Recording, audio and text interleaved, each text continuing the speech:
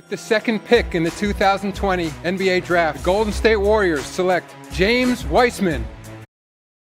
James Wiseman is now in the NBA. Everyone who loves the game of basketball now knows who he is, and he's on a collision course with greatness. His future seems like blue skies and smooth sailing.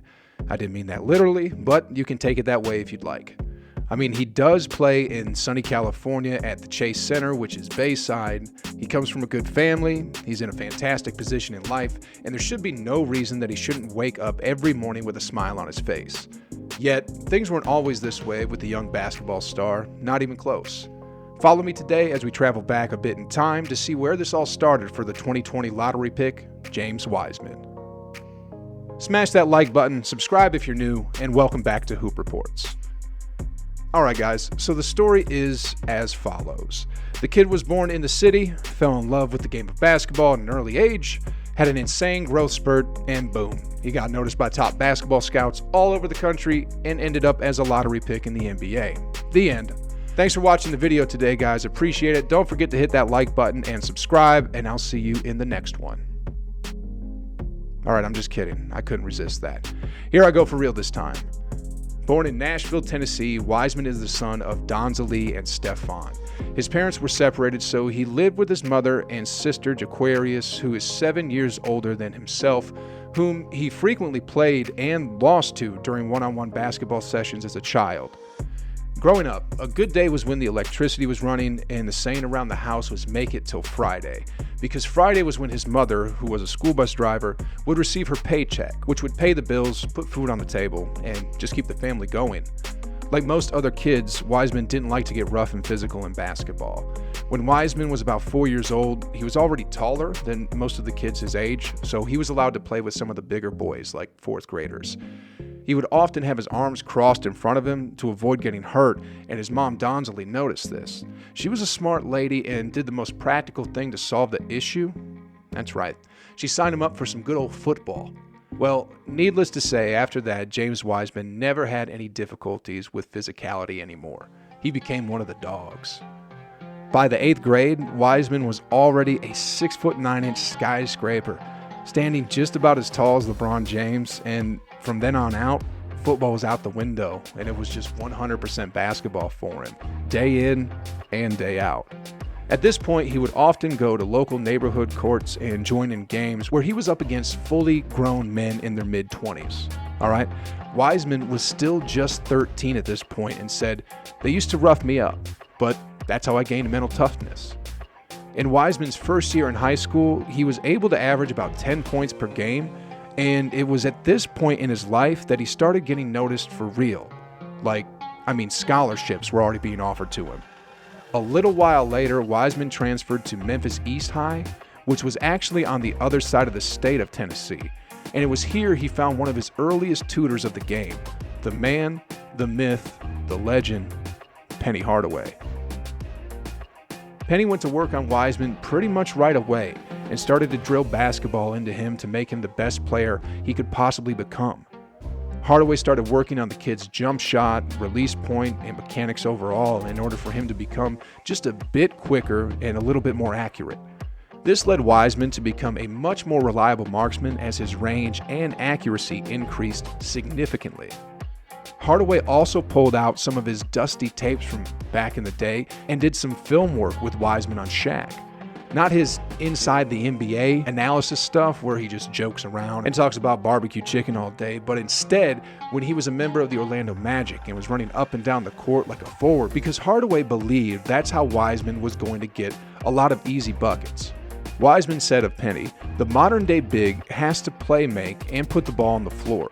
He really trained me as a guard." Wiseman wants to be the best and is always striving to become the best. During the pandemic, he locked in his own film work and studied all the greats such as the 1980s Moses Malone and Kareem Abdul-Jabbar. He went to watch some of the all-time classic series such as the 1985 finals in order to study the plays and concepts and how exactly Kareem battled Larry Bird, Kevin McHale, and the 85 Celtics, which boasted multiple Hall of Famers. I don't need to cite any sources to state the fact that Penny Hardaway had an immeasurable impact on the development of the number 2 lottery pick. Wiseman joined Penny's AAU team to develop further, and in his first season at East High, he averaged almost 19 points per game and led his team to a state championship. Unfortunately for Wiseman, just a few days after winning that state championship, the Memphis Tigers decided to hire Penny Hardaway for their head coach position. So, Wiseman would have to finish his senior year without the former Orlando Magic All-Star. Wiseman, however, had the Mamba mentality. I mean, like thousands of aspiring basketball stars, Kobe Bryant was one of his basketball idols growing up, and in life, your idols have a real big impact on the way you choose to carry yourself. In James Wiseman's senior year, he averaged just about 26 points per game, 15 rebounds, and 5.5 blocks. He won pretty much every accolade you can possibly win, and it's no surprise that he was rated not only as a 5-star recruit going into college, but as one of the top prospects of his class. Despite being heavily recruited by the prestigious College of Kentucky, Wiseman decided to reunite with his former coach Penny Hardaway at Memphis. In his regular season debut with the Tigers on November 5th, James went off for 28 points, 11 rebounds, and 3 blocks in only 22 minutes as his team routed South Carolina State 97-64. After this great start, things started getting a little bit messy. The NCAA started looking real close at the relationship between Wiseman and Hardaway and discovered that when Wiseman initially transferred to East High in high school, Penny Hardaway had helped a bit with moving expenses totaling $11,500.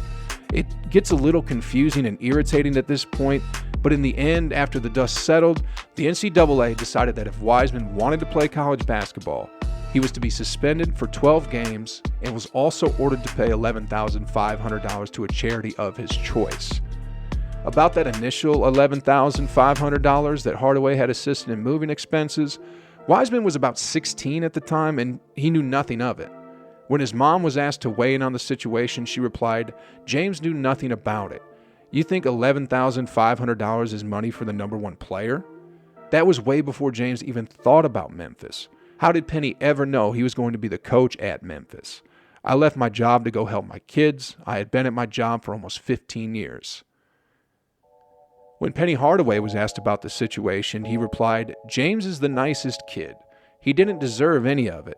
I gave $1 million of my own money to the school out of the kindness of my heart, and I got penalized for it. And then James got penalized for it. That's really weird to me." This was really big in the news, and nobody liked or agreed with the decision that the NCAA made. From retired NBA stars like Reggie Miller to the then Democratic presidential candidate Andrew Yang, everyone ripped the NCAA. ESPN analyst Jay Williams even set up a GoFundMe account to pay that $11,500. This wasn't even a good time in Wiseman's life.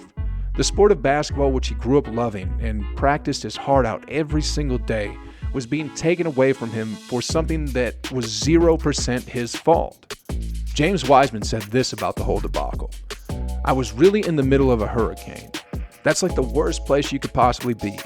Just having the mental agony and the suffering, crying every night because I just wanted to get on the court so much." There was a fork in the road for Wiseman to choose. On the one hand, if he wanted to continue playing college basketball, he could bow down to the order that the NCAA demanded of him, or on the other hand, he can carve out his own destiny and still make his NBA dreams come true. Before we go on with the story of what Wiseman did, I just wanted to note his academic success while he was in college. He was a bright, dedicated student and had about a 4.0 GPA in his first semester. He also speaks decent conversational Mandarin, which I actually verified from his YouTube video. And one of his dreams after when basketball is over is to become a venture capitalist. The popular business book Think and Grow Rich by Napoleon Hill happens to be one of his favorite books. Now back to the story. On December 19th, James Wiseman officially withdrew from the Memphis Tigers and college altogether with a statement on his social media account stating, "Ever since I was a little kid, it's been a dream of mine to play in the NBA. Throughout this process, I've asked God to ordain my steps and lead me in the right direction. God is my Lord and salvation, and throughout this process, He has comforted me. This was not how I expected my freshman season to be, but I'm thankful for everyone who has supported my family and me throughout this process." Good fortune was in play for James Wiseman because, as it turns out, the NBA doesn't really care at all what happens in the NCAA and their rules altogether. For example, DeAndre Ayton was also in the middle of a mess while he was in college regarding secret payments, and what happened after that? He was selected first overall in the 2018 draft by the Phoenix Suns. Instead, the NBA cares about your size, your ability to run the floor, protect the paint, rim roll for lobs, and if you can stretch the court and shoot threes, well, that's a cherry on the top. Because of the NBA's one-and-done rule, however, Wiseman couldn't immediately declare for the NBA, so he went on to do some private training in preparation for the 2020 draft. To take a page out of LeBron's book, he took his talents to South Beach and went to train with David Alexander, who has trained multiple all-NBA caliber players such as LeBron James himself, Dwayne Wade, and Chris Paul. Alexander believes that when it's all said and done, Wiseman will surpass the likes of David Robinson and Anthony Davis. Now at this point in life, Wiseman knew what he had to do: get better, get stronger, and get faster. He packed on layers and layers of muscles to get his skinny frame all the way up to 250 pounds so he can battle it out with NBA beasts such as Giannis and LeBron James.